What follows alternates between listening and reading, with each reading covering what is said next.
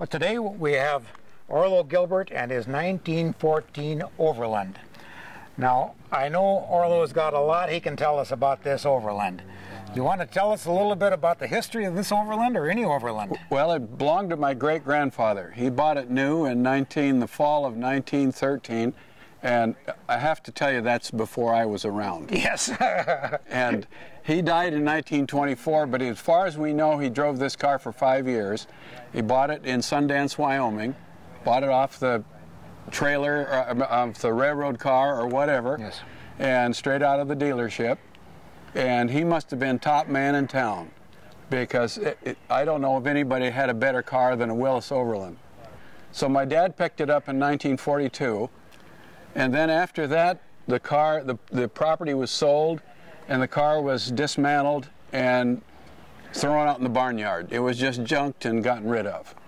Well, now, did you acquire this car back when you were in high school? Is that? I called my uncle who had bought the property later.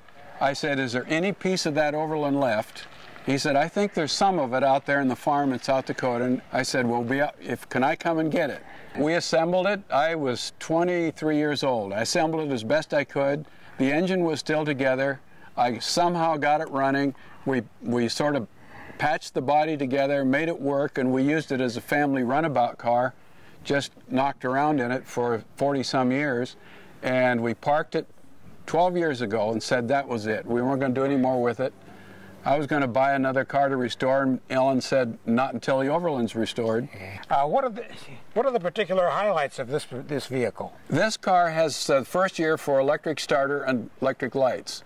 And before that, it would have been, this is an option. Otherwise, you would have gotten gas lights for it. And so Cadillac came out in 1912 with their starter. That was the first one made by Kettering.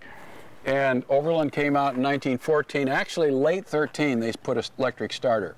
So I will start it for you if the starter takes hold. It doesn't always take hold, so just that warning. Okay. What are the other features, though? This top is down at this time, but you have the complete top. Right. The top comes up. It's a touring car. The top comes up, and there's side curtains for it, and so you can stay somewhat protected from the inclement weather, but not totally. Not totally, no.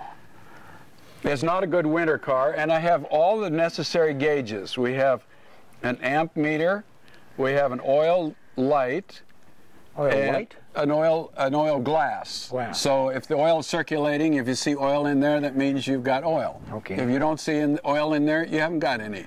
So there's your oil gauge. And a speedometer with a mileage indicator. And so all the instruments on this are on the dashboard within the driver's control. Well, that was pretty exclusive at that time, wasn't it? Very. And it's a medium price car. It's actually, I always want to say it's as good as a Cadillac at half the price. And that's the way they advertised it. They did. Okay. Well, thank you, Orlo. Do you want me to try to start it for you? Certainly. All right. First, we have to turn the gas on. And that's just a little lever out here. And that makes sure that we have gas to the carburetor, we hope. And I'll get in. Then we have to turn the switch on. First, you want to make sure the spark is retarded. That's this lever. Give it a little bit of gas. And this is not for a fat man. You want to be thin. Turn it over to battery side of the switch. Check your emergency brake.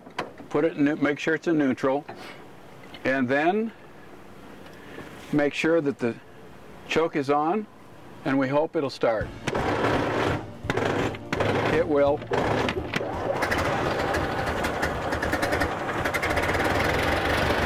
There we go.